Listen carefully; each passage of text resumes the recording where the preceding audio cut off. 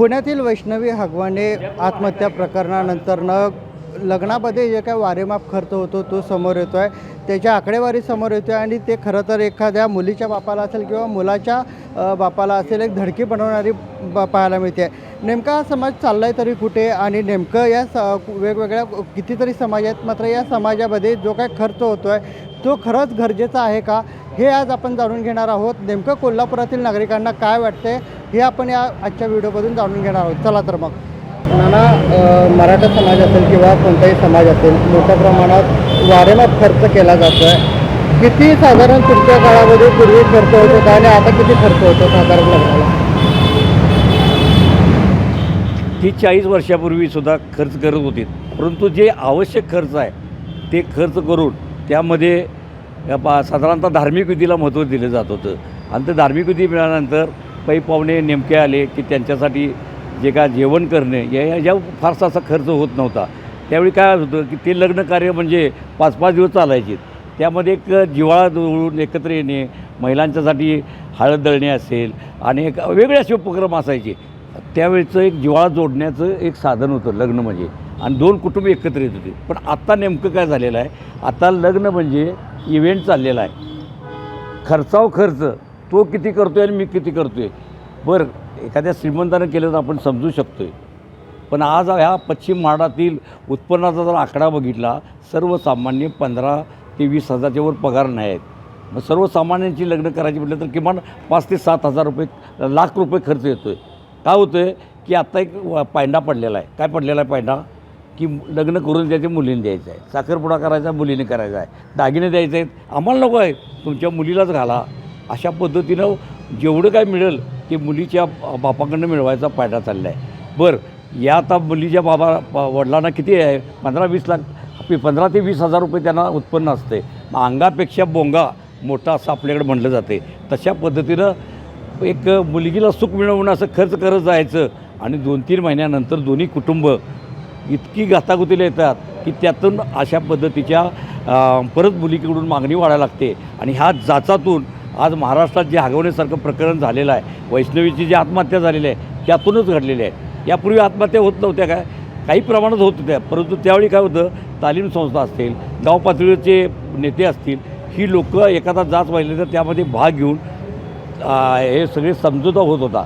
पण आता ह्यामध्ये कोण भाग घेत नाही. आणि मला असं वाटतं की हा प्रकरण रोखायचा असेल तर मुलींनी जरा आता धाडस झालं पाहिजे. कारण का, एकतर आईवडिलांना कल्पना दिली पाहिजे आणि आत्महत्यासारख्या या प्रकरणामध्ये त्यांनी जाऊ नये.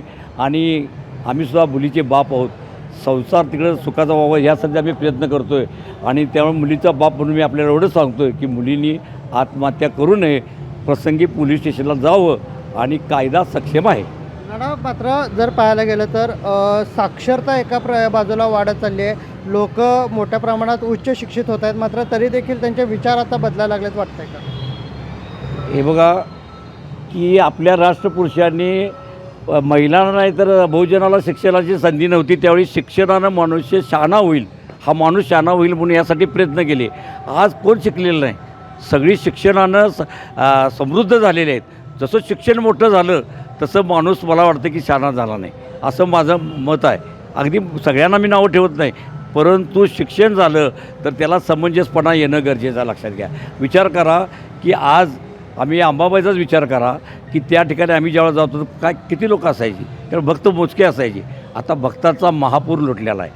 मग अशा वेळेला सोन्याचा जात थांबला आहे काय? आईवडिलांची सेवा करायचं करतात का? मग कुठं निघाला आहे आमचा समाज? हा या ठिकाणी महत्त्वाचा मुद्दा आहे, लक्षात घ्या. कारण हगवण्यासारखं प्रकरण झाल्यानंतर पुरा महाराष्ट्र खळबळ माजलेली आहे. कारण असं मुलीचं व्हावं असं कुणालाही वाटत नाही. त्यामुळं शिक्षण म्हणजे सुधारणा असं मला माझं मत नाही आहे. समाज सुधारला पाहिजे आणि समाजाचा आत्ता जो काय गावागावामध्ये मराठा समाजाच्या बैठका वाढल्यात आणि अशा पद्धतीचा दबाव जर समाजामध्ये आला तर निश्चित हुंड्यासाठी किंवा मुलीचं होणारा जाचासाठी जे काय आत्महत्या चालू आहेत त्या कमी होतील असं माझं मत आहे. काय वाटतं एक मुलगी म्हणून तुला जे काय सध्या घटना घडत आहेत, जे काय वारेमाप खर्च केला जातो, प्री वेडिंग असेल किंवा लग्न असेल, कसं बघते याकडे? वैष्णवीच्या आत्महत्येनंतर महाराष्ट्रभर हुंड्याची आणि लग्नाची चर्चा सुरू आहे. खरं तर मी आता सुकाणी समितीनं जे सांगितलं ते ऐकलं. लग्नांच्या संदर्भात जी चर्चा चालू आहे त्यामध्ये हुंड्यासाठी विशेष असं काही बोलले किंवा त्याच्यावर वेगळी काही कारवाई होईल असं काही बोलल्याचं मला आढळलं नाही. मुळात हुंडा घेणं देणं चूक आहे हे जरी असलं तरी देखील अजून देखील मोठ्या प्रमाणात हुंडा घेतला जातो.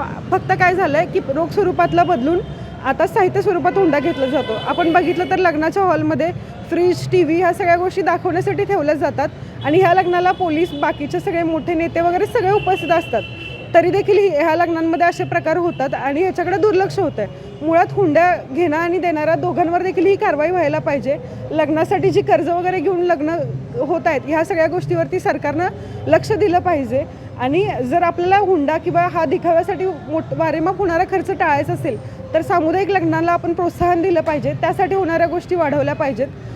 अजून एक गोष्ट मी ऐकली की प्री वेडिंग करावं नाही करावं. मुळात प्री वेडिंग करायचं, फोटो काढायचे नाही काढायचे हा ज्याचा त्याचा वैयक्तिक प्रश्न आहे. अशा गोष्टींवर चर्चा न नेता हुंड्यासारख्या ज्या गोष्टी आहेत ह्याच्यावरती सरकारनं लक्ष दिलं पाहिजे. नुकताच आंतरजातीय विवाहांना मिळणारं अनुदान केंद्र शासनानं बंद केलं आहे. मुळात अशा गोष्टी एकीकडे होतात आणि दुसरीकडे तुम्ही सांगताय की लोकांनी काय केलं पाहिजे काय नाही केलं पाहिजे. सरकारनं आपली धोरणं सुधारली पाहिजेत. अशी जी लग्न आहेत किंवा अशा पद्धतीची जी लग्न होतात या लग्नांना प्रोत्साहन देण्यासाठी सरकारनं प्रयत्नशील राहिलं पाहिजे. काय वाटतं तुला नेमकं एक मुलगा म्हणून जे काय सध्याची लग्नाची बदललेली फॅशन ट्रेंड आहे, वेस्टर्न कल्चर आलेलं आहे, भारतीय संस्कृती कुठं तर गेली आणि आता वेस्टर्न कल्चरमध्ये लग्न करणं, प्री वेडिंग करणं कितपत योग्य आहे? एखाद्या मुलीच्या वडिलाला एवढं खर्च करायला लावणं कितपत योग्य आहे? लग्न कोणत्या पद्धतीने केलं पाहिजे हा ज्याचा त्याचा प्रश्न आहे. पण समाजानं कमीत कमी खर्चामध्ये लग्न केली पाहिजेत. कारण की दिखाऊगिरी पुरतं वारेमाप खर्च करणं हे मानसिक समाधान जास्त काळ टिकत नाही.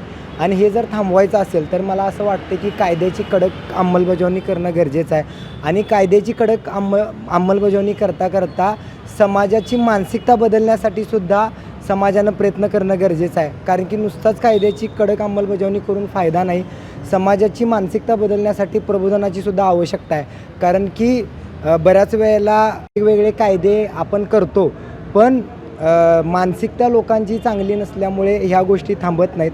त्यामुळं प्रबोधनाशिवाय पर्याय नाही असं मला वाटतं. प्रबोधनाशिवाय पर्याय नाही म्हणतो आहेस, मात्र सध्याची जी बदललेली ट्रेंड आहे याकडे कसं बघतो? कारण की जे 1-2 लाखामध्ये खर्च होणार होतं ते आता कोटींमध्ये व्हायला लागलेलं आहे. दुसऱ्या बाजूला 100 ते 200 लोकांमध्ये होणारं लग्न आता 1000-1000, 500-500 लोक बोलवले जात आहेत. कसं बघतो? सध्या मला असं वाटतं की जे पण काही होतं आहे ते कधी एकदा सोशल मीडियावर टाकू अशी लोकांची मानसिकता आहे. मग आपण कुठं गेलो, कुणाचा वाढदिवस अटेंड केला, कार्यक्रम अटेंड केला, मी हे विकत घेतलं, मी ते विकत घेतलं, जे काही चालू आहे ते समाजाला आणि लोकांना दाखवण्यासाठी, जळवण्यासाठी चालू आहे. आणि त्या भावनेतूनच हे वारेमाप खर्च केले जातात. लोकांनी या सोशल मीडियाच्या आभासी दुनियेतून बाहेर निघालं पाहिजे तरच माणसाची प्रगती होईल, समाजाची प्रगती होईल असं मला वाटतं. अगदी तुम्ही देखील एका मुलीच्या आहात. कसं बघताय एखाद्या मुलीच्या आई म्हणून होणारा खर्च त्याला बापाला पेलवतं का? आणि जे काय अगदी देणं करून कर्ज काढून हे लग्न होत आहेत सध्याच्या काळामध्ये, कसं बघताय याकडे? एकतर मला असं वाटतं की जी भारतीय कुटुंब आपली संस्था आहे तर ती मुळात कशी आहे की एखादा लग्न समारंभ असेल किंवा घरात कुठलाही कार्यक्रम असेल तर त्याला लोकांनी एकत्र येऊन त्या भोजनाचा आस्वाद घेतला गेला पाहिजे. मग ते साधं आमटी भात का असेना किंवा ज्या त्या लोकांची जीवनशैली असेल त्यातल्या रोजच्या आपल्या जेवणातला काही भाग आपण लोकांना खायला घालू, ही मानसिकता आपल्या भारतीय समाजव्यवस्थेची आहे. पण आता जर आपण बघितलं तर मुली वाचवण्यापासून ते मुलीला हुंडा देण्यापर्यंत आजची लोकांची मानसिकता झालेली आहे. तर ती का झालेली आहे तर त्याची भरपूर कारणं आहेत. त्यातली काही कारणं अशी आहेत की पहिल्यांदा मुलगीचं जिथं लग्न जमवलं जातं तिथं कुंडली जमवली जाते आणि ती जर कुंडली व्यवस्थित चांगल्या पद्धतीनं जुळली तर त्याचंसुद्धा त्याला किंमत मोजावी लागती, कॉस्पे करावी लागती. आणि ती कॉस्पे अशी असती की तो लग्न समारंभ असेल तो धूमधडाक्यात व्हावा आणि एका समाजाने जर तो लग्न समारंभ धूमधडाक्यात केला तर त्याची तशी ऐपत असेल म्हणून तो करत असावाही. पण त्याचीच पुनरावृत्ती मी करावी, माझ्याबरोबर माझ्या मैत्रिणींनी करावी किंवा आणि समाजातल्या काही लोकांनी करावी, तर हे काही बरोबर नाही आहे. पण आत्ता जे होतं आहे ते त्याच अनुषंगाने होतं आहे. आणि मग काय होतं की हा जो डामडौल दाखवण्यासाठी परत मुलगीच्या जन्मापासून ठेव योजना चालू केले गेलेल्या आहेत, त्या काही शैक्षणिक असतील, तर काही वेळेला त्याचा उपयोग लग्नामध्ये सोनं नाणं देण्यासाठी असेल किंवा हुंडा देण्यासाठी असेल, तर अशा माध्यमातून केला जातो. आणि ह्या कर्जाचं स्वरूप आता तुम्ही बघितलं तर बदललं असेल की पूर्वीचं जे घरातलं सोनं नाणं आहे ते ठेवून लोक कर्ज काढत आहेत, तो डामडौल करून लग्न करत आहेत आणि नंतरनं मग ते कर्जाचे हप्ते त्या मुलीच्या वडिलांच्यावर, मुलीच्या आईवर किंवा त्या कुटुंब व्यवस्थेवर पडल्यामुळं त्यांचं मानसिक खच्चीकरण होतं, बोलू शकत नाहीत. परत पुढची तिची तयारी केली जाते की तिची डिलेवरी असते, त्या डिलेवरीमध्ये परत मूल जन्माला येईल, मुलगी जन्माला येईल, ह्याच्यावर तो खर्च अवलंबून असतो. आणि जर मुलगा जन्माला आला तर तो अधिक मोठ्या प्रमाणामध्ये तो खर्च केला जातो, सोशल मीडियावर टाकलं जातं. आणि मुलगी आपण म्हणतो की एकीकडं मुलगीला वाचवा, पण इथं मुलगीला वाचवण्यासाठी कुठलेच प्रयत्न केले गेलेले दिसत नाहीत. कारण काही आम्ही केसेस बघतो किंवा मुलगीची आई म्हणून मी जिथं समाजामध्ये वावरते तिथं बघतो की काही कुटुंबामध्ये मुली झालेल्या आहेत म्हणून टाकलं गेलेलं आहे. न्यायव्यवस्थेनं सुद्धा त्या बाईला न्याय द्यायला खूप विलंब लावलेला आहे. कितीतरी प्रकरणं महिलांची विलंबित पडलेली आहेत, ती पहिल्यांदा कायद्याच्या अनुषंगानं ती मिटवली जावीत. तिथं महिलेला न्याय दिला गेला पाहिजेत, तिथं न्यायच मिळत नाही लवकर. आता तुम्ही बघता की वैष्णवी हगवण्याच्या प्रकरणामध्ये तिच्या जावेला जर न्याय मिळाला असता, तिची जर लवकर न्यायाच्या ह्याच्यामध्ये कक्षेमध्ये चौकशी करून, त्या कुटुंबाची चौकशी करून जर तिला न्याय मिळाला असता, तर वैष्णवीवर आज ही परिस्थिती आली नसती असं मला वाटते. मात्र मॅडम, सध्याचं लग्न म्हणजे एक व्यवहार आहे असं वाटतं आता तुम्हाला? कुटुंबातला व्यवहार हा व्यवहार आहे आणि तो न बोलता मुखसंमतीनं चाललेला व्यवहार आहे असं मला वाटतं. काही वेळेला बोललं जातं की डावरी द्या, हुंडा द्या, आमच्या समाजात ही प्रथा आहे, तिथं तुम्हाला हुंडा दिलाच पाहिजे. पण एखादा समाज, मराठा समाज पुढं येऊन ही चळवळ चालवावी लागते, हे दुर्दैव आहे. आणि ही चळवळ त्यांनी मोठ्या मनाने पुढं येऊन लोकांना सूचित केलेलं आहे की तुम्ही खर्च जास्त करू नका, तुम्ही मुलगीचे वडील असाल तर तो खर्च कमी प्रमाणात करा. आपल्याला हा एक सोहळा म्हणून साजरा करायचा आहे आणि हा सोहळा साजरा करत असताना जिथं कर्मकांड केली जातात त्याच्यावर सुद्धा लाखो रुपये आज खर्च केले जातात. तीसुद्धा कर्मकांड करताना तुम्ही अजिबात काही पैसे खर्च करू नका. सत्यशोधक पद्धतीनं तुम्ही विवाह करू शकता. न्यायाच्या ह्याच्यामध्ये तुम्ही विवाह कोर्ट मॅरेज तुम्ही करू शकता. भरपूर आपल्याला ऑप्शन आहेत, तरीसुद्धा आपण स्वतःची मानसिकता मनोरुग्णांच्या कक्षेत नेऊन ठेवत आहोत. हे एका बापाचं, एका कुटुंबाचं, मुलीच्या कुटुंबाचं दुर्दैव आहे असंच मला म्हणावं वाटतं. एका बाजूला मुलीच्या अँगलने जरी आपण हे विचार केला तरी आता जर पाहायला गेलं तर मुलींच्या अपेक्षा देखील मोठ्या प्रमाणात वाढल्यात, मुलीच्या कुटुंबाच्या अपेक्षा देखील वाढल्यात. या सगळ्या अपेक्षेच्या खेळामध्ये जर पाहायला गेलं तर कसं बघता या लग्नाकडे? कारण की कुठंतरी लग्न म्हणलं की एक कमी जास्त असतात, मात्र सध्याच्या ज्या अपेक्षांचं ओझं जास्त वाढलेलं आहे त्याकडे कसं बघता? मुळातच मी म्हटलं ना की काही कर्ज योजना आहेत, त्या कर्ज योजना अशा आहेत की या तुम्ही, आम्ही तुम्हाला कर्ज देतो, कदाचित त्या चांगल्या असतील, पण आम्ही आज त्याचा उपयोग कसा करतो की मुलाच्या बापाचं जे अपेक्षा आहेत किंवा मुलींच्यासुद्धा ज्या तुम्ही म्हणता अपेक्षा आहेत, तर त्या का मुलींच्या अपेक्षा आहेत? कारण ती आज समाजामध्ये वावरताना बघती की मला आज वाचवणंच खूप मुश्किल झालेलं आहे, त्याच्यामध्ये मला टिकून राहण्यासाठी काही ऑप्शन निवडायचे म्हणून ती बळजबरीने, जबरदस्तीने, मुखसंमतीनं ह्याला सगळ्याला सामोरी जात असेल असं मला वाटतं. तर अशा पद्धतीने कोल्हापूरकरांच्या या प्रतिक्रिया आहेत. कुठंतरी समाजामध्ये आता एक साक्षरता आलेली आहे, त्या पद्धतीने आता ते विचार देखील करायला पाहिजे आणि कमीत कमी पैशामध्ये लग्न उरकण्याचा सोहळा जो आहे तो करता यायला पाहिजे, अशी प्रतिक्रिया जी आहेत ती आता कोल्हापूरकरांमधून येत आहेत. असेच काही नवनवीन अपडेट जाणून घेत राहूयात. तर मी नयन अद्वाड, महाराष्ट्र टाइम्स ऑनलाईन, कोल्हापूर.